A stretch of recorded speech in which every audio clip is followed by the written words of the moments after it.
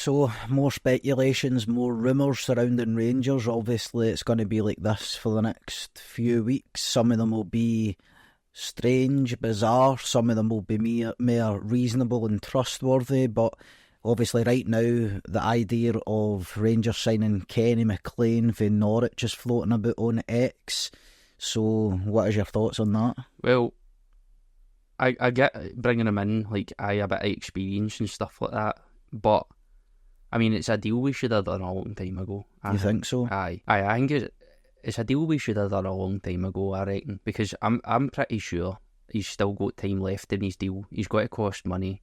He's, what is he? I think he's about 32 or something like that.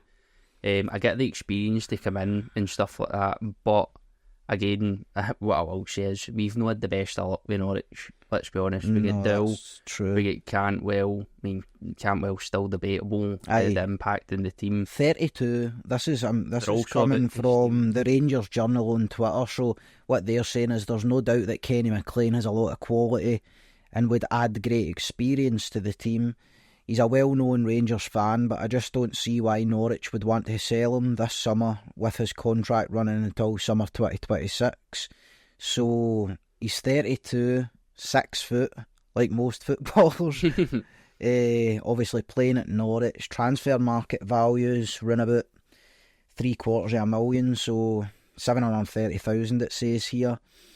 He's had 46 appearances with 1 goal and 5 assists.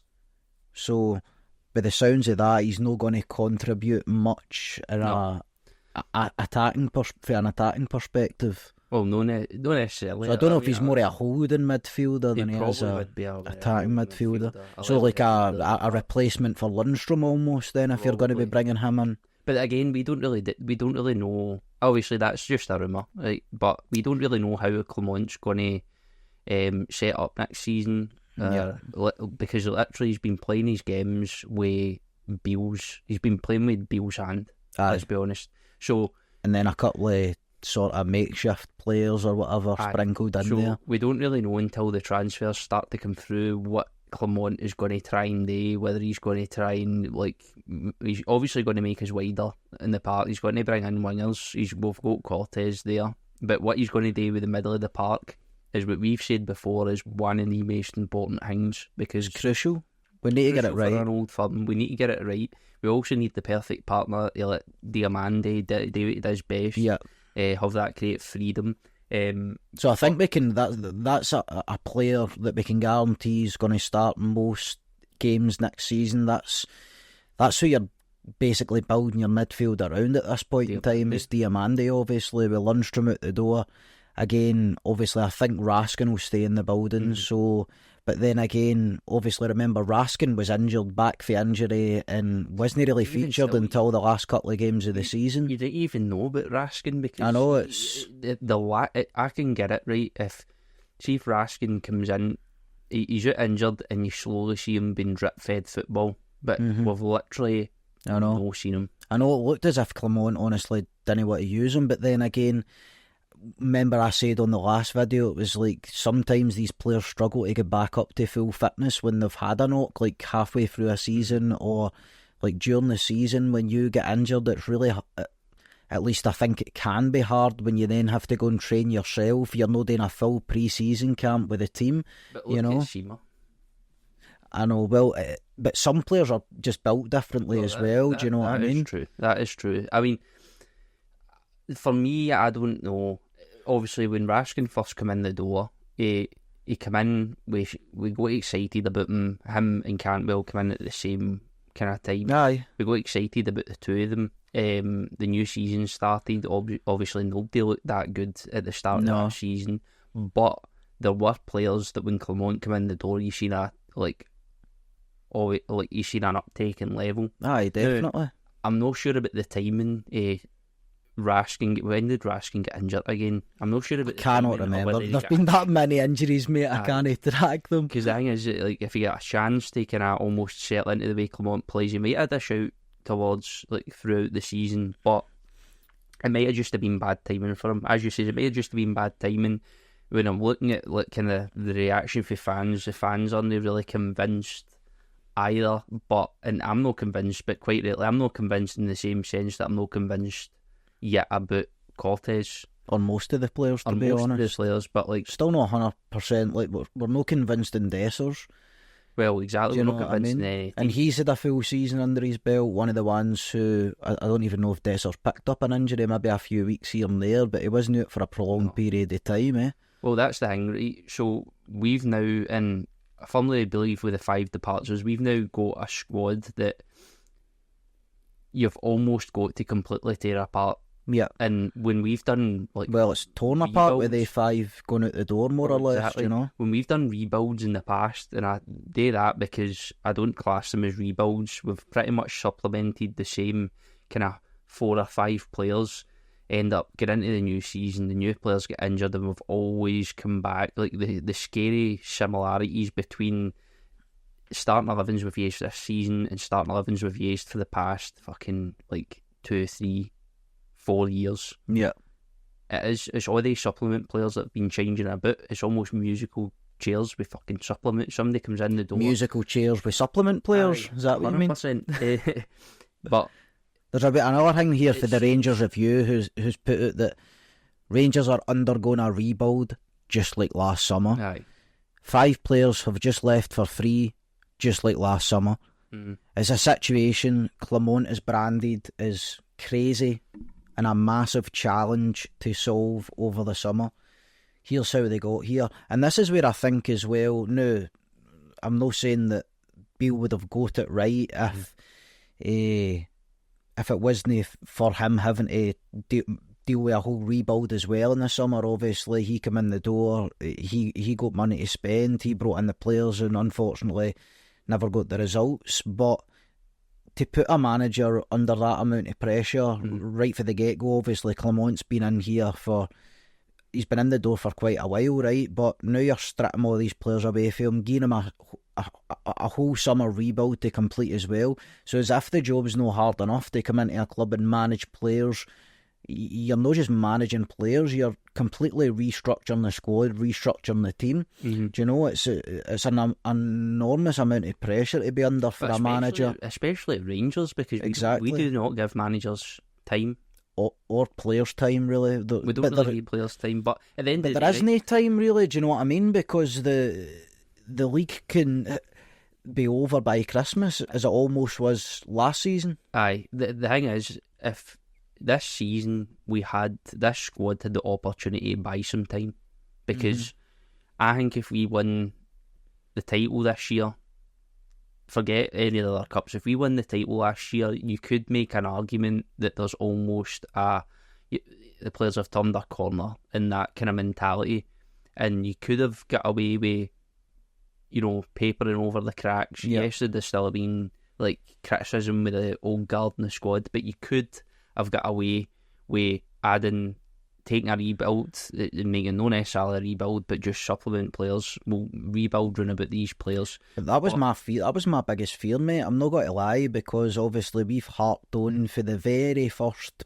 couple of weeks of the podcast that results are obviously imperative, but results follow performance, and we've said it for the get-go, like you're not just going to get handed results. Ultimately you're going to need to play well, and that's what's cost us. Like Clement come in the door, he says it's not a sprint, it's a marathon, and we couldn't run the race. No, do you know what I mean? We fell at the last hurdle, so that is why I was worried. There was a point there where the treble was on for this team, having no won an Old Firm all season. The treble. Aye. There was a point we could have won the treble. I was like, this team could be a treble winning side. They were a fucking ball hair off it, more or less. Do you know what I mean? At one point, and you're like, this team could win the treble, and then everybody's got to forget about just how bad they are, to be honest, because the result, the performances they were putting in, they were just not the standard we're looking for. No, that's, as I said, like, there's far too many. Even if you look from back to front, right? So in the past performances, regardless if we were winning games, we were still shitting goals, like left, right, and centre, and that was kind of part of that fall off in form between Goldson and Tav. Also the midfield. Shitting goals, mistakes, but there was never any fluidity to our play. It was hard to see what Clement was really trying to do. The front three, I think, it also killed Clement as well, because we were losing possession in that final third so often, and the only joy we were really getting was playing the longer balls, the diags, that kind of stuff. I still don't feel like, and I'm not going to put that on Clement. At the end of the day, it's his instruction, right? But there must have been a reason there. There must have been a reason there where he, thought, listen, I know what football I want to play, but I'm in here. My job is to get the best out of these players. I don't think I can play that way with these players. I don't have the personnel to play my style. The fact he shipped off 5 players just like that, makes me think that he didn't have trust in that. Well, it'll be very interesting to see when these first pre-season games start to kick off, and Clement, hopefully he's got people in the door. I mean, we need to do our business early, we need to do our business early, get people in for the beginning of the pre-season games, get them up to fitness, get them sharp, get them playing together, and then it'll be interesting to see how Clement's style adapts when he has his own personnel, whether it's going to be the same, or whether it's going to be completely different. Again, we still don't know. We still don't know if that's the way he's going to play. No. The thing is, I think every transfer that comes in, you kind of get a peek into what we're trying to do. Because, see, when you compare it to when Beale was rebuilding, there was almost a nervousness, because as the transfer window came to a close, you're thinking, we've still not got a winger. Aye. We've still not got a winger. We've still not got a winger. And then the transfer window shuts, and we knew exactly the way Beale was going to play, and it almost kind of turned the fans off a wee bit, thinking we're going to be extremely narrow here in games where the likes of Kelly, who's got to set up low block counter attack, Ross County low block counter attack. That's the way it's played. It was almost as if we seen it coming. But listen, that's not to say that we didn't sit and on the podcast and say we're going to back him anyway, because I think you need to have an element of that regardless of the decision, because Beale could have been a success even if we saw the red flags for the start. You can't go in I mean, you've got to give them a chance, do you know what I mean? You can't go in hating the manager or slating the manager. Then you're definitely set up for failure. Obviously you're going to give him a chance, and it's when things start to go wrong, that's when everybody starts to pipe up, and especially criticising decisions no finding a winger. This is again another crucial point that we're going to need to get right this season, because if we're going to play 3 up top with 2 wide players, we need 2. Obviously we've got Cortez, we need 2 proper wingers, because you've seen the difference at times when, especially when Seema and Matondo were on the park at the same time. Even if you want to go long ball, if you want to go direct, having people that can run behind the defenders if you're playing the balls over the top makes a massive difference. Having somebody like Matondo when he come on, Seema when he come on, to actually run at teams, get them on the back foot, makes such a difference. It opens up so much more play. It opens up for actually having a decent press. I mean, I could probably count in one hand how many times I've seen Rangers execute a decent press last year, honestly. We were far too lame, especially in the Old Firm games, but just, I mean, I think the biggest one was when Celtic came to Ibrox for the first Old Firm. I'm sure it was, I think it was the first Old Firm, and we just decided to completely sit off them. No press whatsoever. Well, the thing is as well, there was times where we were putting, obviously Silva's just, for me, nowhere near a Rangers player. I don't think that's his position either. I don't think it is. But Dessers was the only person with a bit of chase up there. I don't think we've seen it for, you're not going to see it for the likes of Scott Wright. And it felt so disjointed at so many parts of the season. Now, Cantwell's a big part of that as well, because, and we'll kind of move on to Cantwell, because he's kind of caused a polarisation of the fans. Now, the thing about Cantwell is, and we've said it before, is that we haven't really seen, and Clement's put to say this, we haven't really seen 2 good halves or 2 good periods or any sort of consistency. Now, for a player that, likes to talk to that extent on socials and stuff like that, I don't want to get bogged down in it, because we spoke about it in the previous video. You'd want to see some level of consistency, and I think as well, when you've got a player in the middle of the park and like just behind that front three. If we're not pressing as a unit and there's even one player that doesn't join in that, or one player that's been a wee bit lazy or a bit off it, the whole fucking thing falls apart. Oh, you need it's not even just your front three. It's your front three and your three midfielders that need to completely be in sync when you're pressing teams high up the park. You need to know what to do. And at most points of the season, when we're pressing a team, I genuinely did. I don't think that players looked and played like they didn't know where to be. Like, I don't know where to be here. I don't know who to press. I don't know who he's pressing. That's what I mean. We never got it right. And see, the thing is, if you're going to play like an aggressive press, like you say, if one player gets it wrong, it fucks the whole thing. Mm-hmm. Like the all it takes is one player not to press, and there's a massive gap opens up, and then you're really vulnerable so high up the park. Right. But obviously, we've got some feedback here and some points from. Obviously, we're doing a stay or go video talking about whether we should keep players. Watch that video, by the way. Definitely. Whether we should keep players or let them go. So this was in response to a comment in response to one of the Cantwell stay or goes. So this guy's saying, let him go. We need consistency, and he's not got it. Too many seasons we've kept inconsistent players because of the player they could be. Most games he runs around like a headless chicken. I mean, you can't disagree. He kind of is saying what we've said about Cantwell, to be honest. Aye, the big games is a big one because he was completely missing. In a lot of the big old firm games. And there's no doubt about it, there is spells where Cantwell looks like a player, but you can't have a player that it looks good in spells. I know. Unfortunately, it just can't happen. Well, that's the thing. Like, all this season, you could sum every player up like that, like good in spells. Aye, the only player with any that'll not win you league titles was like, say, Diamande, Jack Butland, Sterling.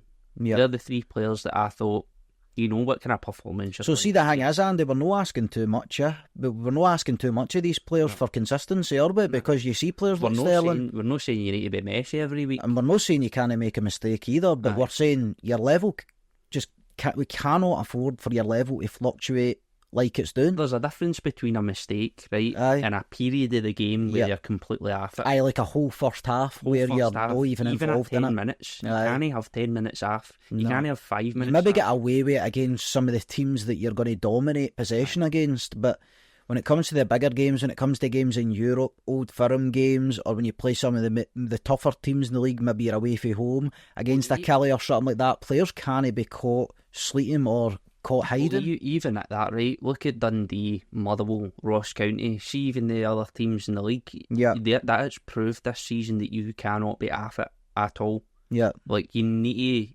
to mistakes, but you can't take a period of the game where you're almost a passenger. I mean, it just isn't. You could, with higher quality players, you might get away with it, but we just don't have the quality to be able to have a player MD in that team that looks a bit like a lost puppy. Aye, and we're not just directing this to Cantwell, by the way. No, think about how many times last season, the season before also, but I mean, obviously it's a continuing bad habit, because the previous season just there, we're thinking, this is like two different teams for first half to second half. Like, what has happened between these two halves? It's like a different team's come out at half time. So there was games where we're just donating a first half to the opposition. Mm-hmm. Like, so it's not just a Cantwell thing, it goes to the whole team. That had its peak in the Old Firm we were 2-0 in the first half. Like, that was... I think there was multiple Old Firms we were 2-0 in the first half. In general, but like, it's almost, we needed a kick up the arse, we needed to chase something. I don't get...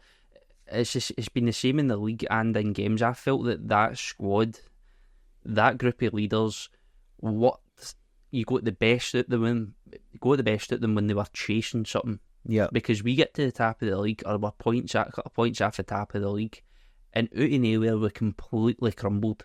Like, yeah. And I'm talking catastrophically. It was a complete... Well, that's the pressure, isn't it? It's probably why some of these players perform better in Europe when they're heavy underdogs. Aye, well, exactly. Or when they're not expected to win. So that becomes a mentality thing, and we've threw about the word rebuild for the past couple of seasons, and it's never really been a rebuild for me. I've never seen. Because you've not got rid of the main core, the main spine of the team that's kind of holding us back ultimately. And now a lot of folk, obviously, we'll move on to the Saudi rumours for Tav and Goldson because this involves Tav. But you said it in a previous video, remind me what you said, but like you said, if Tav and Goldson start next season, it's got to be really fucking tough to tune in because that mentality's still there. I feel like it's not even going to be tough to tune in, right? Because let's be honest, we're all going to tune in, right? But what I meant was if Tav and Goldson start together next season and shit hits the fan and we lose games and we drop points quickly, things will get talked and they will get the brunt of it, obviously. And there is going to be a heavy, heavy bad atmosphere going about Ibrox again. And a lot of it will be directed towards them. And then it will go towards the manager, towards the board, because ultimately if Tav and Goldson start together, it's the manager that selected them. It's because we've not brought in replacements and it could go south very quickly. So I'm just saying, because of previous, this is speculation, a possibility, and it worries me. Aye, because if you compare that, so say they'll compare this, right? If we kept Tav and Goldson and things went south, it's going to be on Tav and Goldson. Like, that's just the mentality. There's that kind of... Well, they're going to get the brunt of it, at least. They're going to get the brunt of it. They're going to be scapegoats again. But take that and compare it to if we completely gutted the squad, completely refreshed that the senior players within that squad. If we get to the season and let's say it went south, it's on the manager. You know what I mean? Exactly. It's on the manager, and obviously the players will get some of the brunt of it, but I couldn't imagine it because remember, this is a build up. You've got a build up of toxicity directed towards Goldson and Tav if things go wrong. And you've got a build up of frustration. That's what I mean. It's been built our seasons because I've seen this comment so many times, like the amount of trophies Tav's watched Celtic lift. It's soul destroying. It's soul destroying, 100%. So. And now, do you think he wants to just keep prolonging his stay here so that he can try in some way rectify that? Because you know what you would be like as a player if that was the case. You would want to like almost make amends, but maybe it's not possible. I know. How many attempts do you need? Exactly. You know what I mean? We've went backwards since that 55, and now that could be down to the fact many different things, right? But in most of the fans' eyes, it's going to be down to that old guard. But also, you're saying about Tav. But my point is, like, now this is only if I was in Tav's shoes, I'd be looking at that and going, right, I've done what I've done at the club. I had a poor half to last season. I'm young enough to go to the likes of Saudi and maybe cash in. Team back up with Gerrard, who he played his best years under, and then just enjoy and play out the rest of my career. Cash in, you know what I mean? And it also favours us as well, because at least at this moment in time, we'd probably get a few quid for them. No, that's not what to say. There's nothing I want more than Tav to go, fuck everybody, I'm staying, and then be a success next season. I'd want nothing more. Big, massive gamble, massive risk, but obviously that's what we want from him. Obviously we want from to pull on the strip, stay it right back and win the treble. And then you almost forget about the other seasons if he does that. But I think that's a realistic possibility. Is it likely? No. Is it likely? I don't see it, because when you lose so often, basically, when you finish second so often, it doesn't stop something, it doesn't stop hurting, but in some sense you become used to it and you find your level there, and that's what I don't want that. I don't want that for my captain. So unless there's a radical change, I just don't see how we can stick with him. It's going to do, as you say, it's going to do something to players mentally. Unless he solely works on his defensive abilities for new but that is unlikely. For that old guard and that squad, it's going to do something to you mentally, like going like that many years, seeing Celtic win that many trophies, to almost have a feeling of inferiority 100%, when you step onto without that a doubt. And I mean, you look at Lundstrom put out a statement, obviously saying, as much as it pains me that I didn't accomplish what I wanted to accomplish up here, and then a whole host of other stuff. Obviously, let me just find this, because fans weren't too happy. Was this him saying cheerio, basically? This was him saying cheerio, aye. So he put out a big statement, obviously, but he also put out a... No, I don't know if this was his personal video, like his personal Instagram, or whether it was the Rangers. I don't think it would have been the Rangers one, but somebody put up, just seen John Lundstrom's goodbye post. How the fuck are you going to say it pains you not to win the title? But include the red card tackle against them at Parkhead, a tackle which cost us any chance of getting back in the game at 2-1, and a defeat that put us out of the title race. That's what I mean. Have a bit of common sense. You know what I mean? If you're going to do a farewell compilation, I mean, maybe stick in the Europa League semi-final, maybe even the Europa League final. As much as we lost it, I mean, it's still some accomplishment to get there. Maybe stick to your highlights and know some of the more painful moments for last season. It just doesn't make sense. But is he running his social media? Who knows? Don't know. You'd be fucking sacking whoever's on his social media. But that's what I'm saying. There's far too many times. And if I was a manager nowadays, like, I get the whole PR thing, and it almost makes football boring, though, letting players are allowed to be themselves as well as play football, like, on social media. But there's a certain point. If, in my opinion, if it was my team, I'd be like, if you win, do what you want. See if we get beat, shut the fuck up. Simple as. If you play shite, shut the fuck up. Aye. Because at the end of the day, like, that's not a rule saying. That's not like a rule saying, like, oh, you're not allowed to post online if there's a defeat. That's like, you can't really stop them from posting online. It's the fucking world we live in at the end of the day, innit? But at the same time, you'd be like, listen, save yourself here. Aye, I mean, if you, probably calm down on the posting if you get beat or make a cunt of it, but I mean, if we get beaten a game or drawing a game, like, posting you celebrating the goal you scored, it's common sense. It's not going to go down well. You can post if you want. Well, the fans aren't going to, like, pure batter into you for doing that. It's more like when you post something that's, you've not really thought it through, it's been a bad week, you've dropped points, and you're posting stuff that's kind of going to leave the fans with a bit of sour.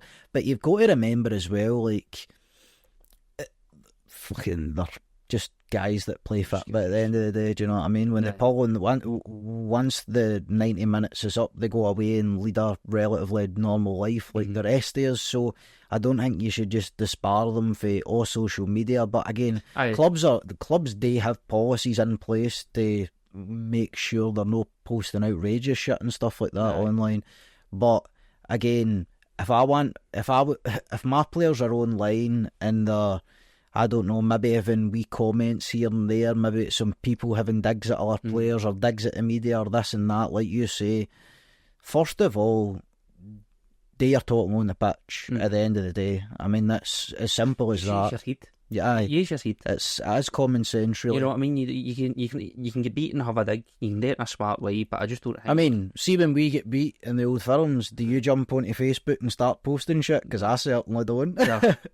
We jump onto YouTube, to be fair, and start posting shit. Or start getting shit posted at us, more like.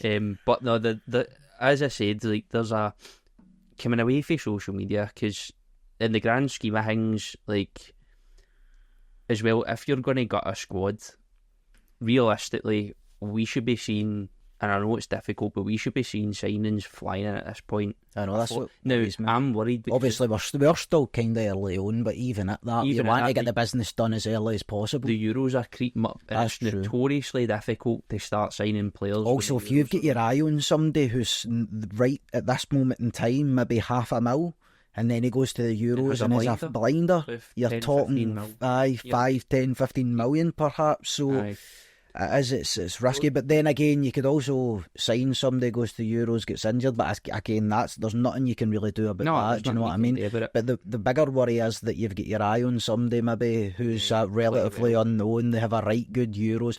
There's always a number of players at the Euros, just have a right good Euros and then end up like getting signed with massive clubs. That happens at the World Cup as well. That's why you need to, obviously I'm hoping that Clement is that I've got my plan right off the bat. Hopefully he's going to have been building it throughout his period of time at the club so far, so that he gets to this stage and goes, I know exactly what I want. Yeah. And hopefully the club's got that kind of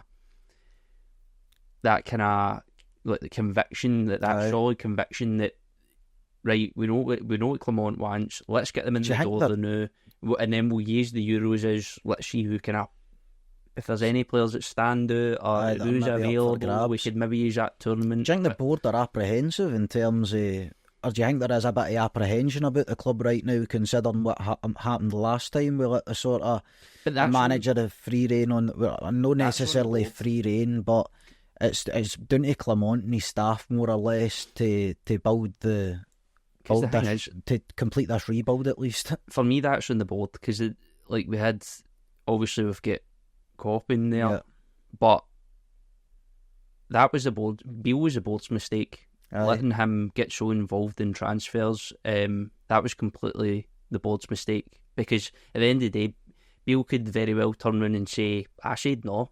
Mm-hmm. Well, I said this is too much pressure, but at the same time, like, if probably not, because if put it this way, if you were a chairman or whatever, and I was a manager, I turn around to you and say, listen, too much pressure, I don't want the responsibility, would you give me 21 million quid? I'd probably be questioning giving you the job, to be honest. Exactly, but like, so almost as if, like, again, he almost couldn't say no. Mm-hmm. You know what I mean? And especially a manager with that lack of experience, because a more experienced manager might have turned around and went, I work with directors of football. Like, at least that's what we know we've got with Clement. Do you know what I mean? Beale was fresh in that bitch. Aye. Well, and the thing is, like, I'm not going to say I've got more trust, like, because in previous season we've chucked about trust and got excited for stuff, and I think this is the first season where Rangers fans have kind of sat and went, no, what? Let's just see what happens. Let's just reserve judgment now. We'll get excited about players and all that. We'll throw. Let's just stuff all that fear and anxiety deep down, because oh boy, it's tough to think about another season going like pear-shaped like last season, to be honest. Because there's only so much you can take of that. As well, because there was so much excitement over who we brought in, and we're like, well, we'll let Beale do it. The brains behind Gerrard. It's not that, it's the amount of fucking flops. Like the summer rebuild last year, it's the amount of people that absolutely just capitulated that we brought in. You know, it was like we were raring to go, big summer rebuild, and then it fell just flat in the first game. Completely flat. But remember, actually, it was before the first game, mate, because remember we were watching the pre-season games last year, and what did we keep saying? We went, we can only really judge them once the season starts, once the games actually mean something. But let's be honest, the pre-season games, they mean something. No, that's where you're working yourself up to your peak, which should be sort of the first game of the season. Well, the thing about pre-season, you should at least see various game plans and the tactics. And we see nothing last pre-season. It was hard to. They were hard watch. Hard watch. If anything, then this pre-season will be heavily scrutinising every pre-season game, because that's the kind of position the team's at there now, where we're going to be going through the pre-season games with like a fine-tooth comb. Yeah, and I think that's why you want to get your signings in early, is so that you can start. Obviously, you're not going to get them all in, but you don't want to have a player coming in, getting one pre-season game, and then it's boom Champions League qualifiers. You're like, you can't afford to do that. You want your signings in as early. You want your business finished, like what you set out today, finished before that season starts, and into pre-season games. And then after the season starts, say though somebody pops up, he's available now, like, we'll take a look at him. Didn't really need him, but might add a bit of depth, or he's got this job, or he's got that role, or we could strengthen this part of the team. Yeah. And you pull the trigger on them, but you should never get to the end of a transfer window, which we have done in the past, and go, fuck, we need to shine There's somebody a for couple this of holes in position. the There's team, a couple aye. of holes in the team. This person's injured. Fuck, we're never going to need to play fucking Scott Wright again. And fucking, you know what I mean? You just panic by. You end up with a fucking Lammers or one of the kind of players. You end up with a Dessers. You end up with just signings that is a gamble. Very interesting though that we bring in Lammers. He's a massive flop. He goes abroad and does incredibly well. He just didn't shit. He's just no Rangers player. But remember, he's also playing striker at this Utrecht, I'm sure, as well. So. Well, 100%. He was out of position as well. But at the same time, right, I think, especially this goes for both Old Firm teams or any big team that's got a lot of pressure on them, there needs to be a certain calibre, mentality, character to be able to come in and thrive in an environment that could turn hostile pretty quickly. Week in, week out as well. This is the whole problem. Is that, and again, this is what we're asking for mainly next season is consistency. You need that consistency. It's a long season. There's a lot of games to play. So you need that consistent level of performance to have any chance at success. And obviously another crucial component of the season next year will be we need to do better than the Old Firms without a doubt. Aye, it's as simple as that. I mean, I never want to see us go through a league campaign without winning an Old Firm again. It's the games you look forward to. It's the biggest games in the calendar year. Sometimes bigger, actually probably always bigger than the European games, unless you're talking about semi-finals and finals of the Europa League or whatever. Put it this way, if you put any European game and somebody would put a gun to your head and say, right, pick one. Aye. You can win one, you're picking Old Firm. Aye. Every day of the week. 100%. Even if you're miles off it, like in terms of the league, you're picking Old Firm. Yeah. But anyway, what we want you to do is we want you to, as usual, jump into the comments, let us know your thoughts on some of the topics. We love jumping into the comments and replying to you, having a look at what you've got to say. Remember, the BlueSea channel memberships, if you look up there, there's a wee join button if you're on desktop. It allows you to support us and allows us to put a wee bit more back into the content and make things better, be able to get equipment like this shiny new studio. And at the end of the day, the more support we get, the better we can make the videos for you. And we appreciate those of you who have contributed that way previously. Remember to like and subscribe. We've got a goal of 2,000 Not sponsored by Clement. We've got a goal of 2,000 subs. We're no miles off it. And for those 1,800 odd subs that are with us now, I mean, if it wasn't for you, we wouldn't be where we are now with the channel. We definitely are getting to 2,000 before the new season starts. I can say that for sure. Possibly even 3,000 before the new season starts, but that's been optimistic. Depends how the Euros goes. But look at us, we're so optimistic, aren't we? We might be the happiest two Rangers YouTubers out there. That's sarcasm. Aye. Anyway, thanks for watching. We'll see you next time.